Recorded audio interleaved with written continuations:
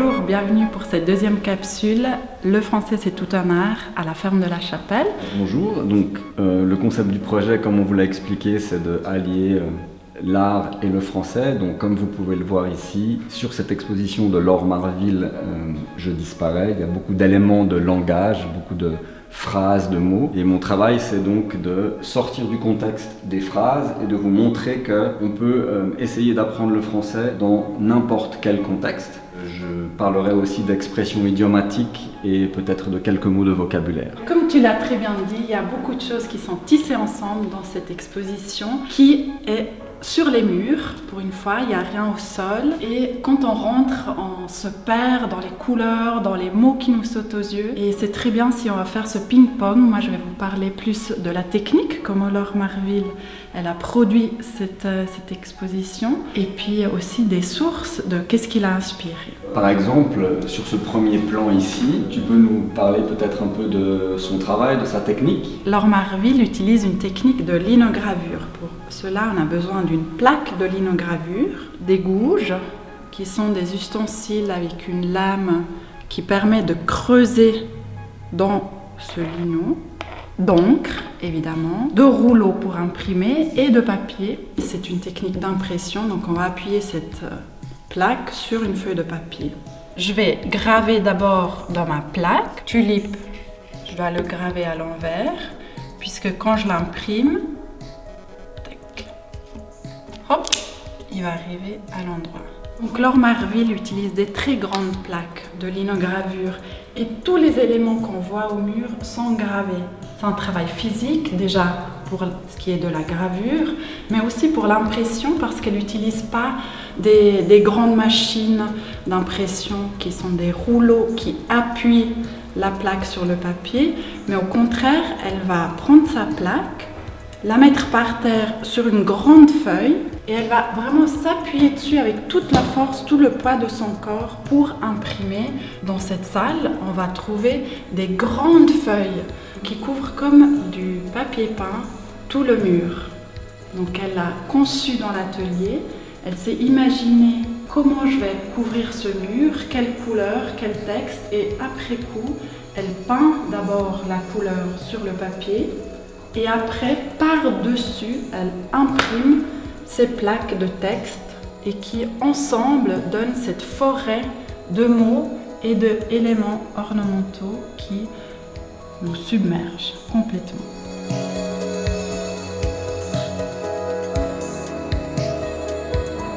Donc, la thématique que j'ai choisi d'aborder tout au long de l'exposition, c'est la thématique qui est connue sous le label complément d'objet direct, COD, ou bien complément d'objet indirect, COI. Le complément d'objet direct, c'est en fait quand ça fait référence à quelque chose ou quelqu'un, et le COI, ça sera quand le verbe, c'est plutôt des verbes de communication, qui sont suivis de la préposition à et ensuite la personne. Là, par exemple, la phrase « Elle pousse un cri », entendre sa voix même sans écho lui fait du bien et la remet debout. Dans cette phrase, vous trouvez les deux exemples de COD et COI. Par exemple, ici, ça sera le COI parce que c'est faire du bien à une personne, à quelqu'un, donc le lui, qui est masculin, mais ça peut faire référence aussi à une femme, d'accord? Mais c'est que le pronom COI est masculinisé. Et ensuite, la remet debout, c'est remettre debout une personne, comme si c'était remettre debout quelque chose ou une personne, et donc la remet debout, et clairement, ça nous montre que ça fait référence à une femme. Là, sur cet extrait de mur, on voit une phrase qu'elle a écrite sur... donc entre deux plaques, comme toute la nuit, ceux qui ne dormaient pas en regardaient flamber la ville. Le ciel leur jetait à la gueule les clartés funèbres de l'incendie. Ouais, donc le leur, à ton avis, c'est quoi? C'est un COD ou un COI? Donc le ciel jetait quelque chose à la gueule de quelqu'un. Voilà, donc en fait, c'est jeter quelque chose à quelqu'un.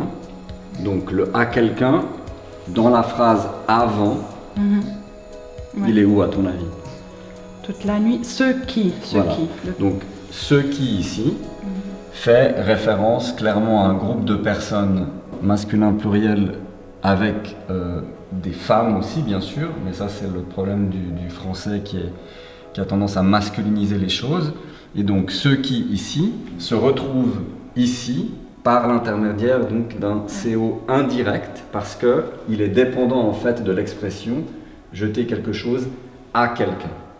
Les phrases que tu as analysées du point de vue grammatical sont inventées, c'est des phrases inventées par Laure Marville qui font référence à un personnage qu'on voit apparaître ici, une femme avec des ailes, avec un corps d'oiseau. Et c'est un personnage fictif de la mythologie nordique et plus particulièrement russe qui s'appelle Gamayoun. Et donc du coup ici, on a aussi deux exemples de COD ou COI.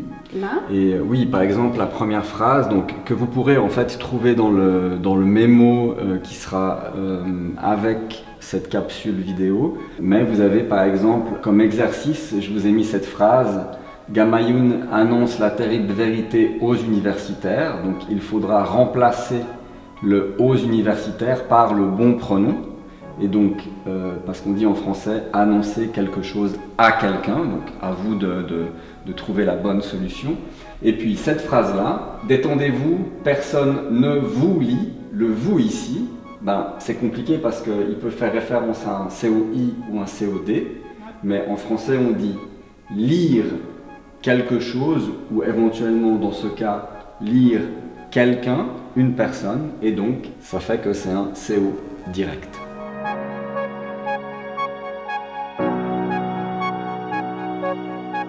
Là, on est dans une autre salle et elles viennent d'où ces phrases?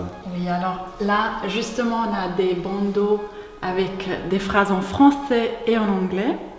C'est des phrases de Laure Marville qui s'inspirent très librement d'une œuvre américaine, d'une artiste nord-américaine, Jenny Holzer, qui, depuis les années 1970, a écrit des truismes et les publie sur des t-shirts, sur des bancs, sur des grandes affiches. C'est un travail politique engagé et là, Laure en a fait, elle, des affirmations qui nous montrent que c'est une artiste qui a aussi un engagement politique. Donc toi, tu t'étais intéressé à une de ces phrases, c'est juste? Oui, alors toujours dans le choix de prendre des expressions que peut-être vous pouvez utiliser dans la vie quotidienne pour décrire une situation. C'est ce qu'on appelle un peu les phrases idiomatiques, qui sont aussi des phrases culturelles par moment. Et là, j'ai choisi par exemple la phrase « Démarrer au quart de tour n'est jamais constructif ». Qu'est-ce que ça veut dire? Anina, toi par exemple, comment tu comprends cette phrase? Commencer à faire quelque chose au quart de tour, très vite ou en sautant. Exactement, donc c'est en fait, en gros, c'est faire quelque chose très rapidement, de manière soudaine. Et un quart de tour, c'est quand tu te tournes comme ça par exemple, mais imagine que la situation est comme ça, et c'est vraiment... Ça c'est démarrer au quart de tour. Démarrer, c'est donc du vocabulaire, comme on met la clé dans la voiture pour démarrer le moteur par exemple, ça veut dire partir très rapidement. Mais en général, quand on dit faire quelque chose au quart de tour, c'est faire quelque chose très rapidement et de manière soudaine. Et on peut dire répondre au quart de tour? On peut dire répondre au quart de tour, oui, c'est possible.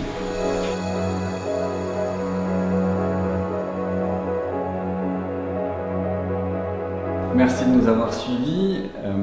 Anina, la prochaine? Plus tard ce printemps, avec un podcast audio sur notre site SoundCloud. Merci. À bientôt.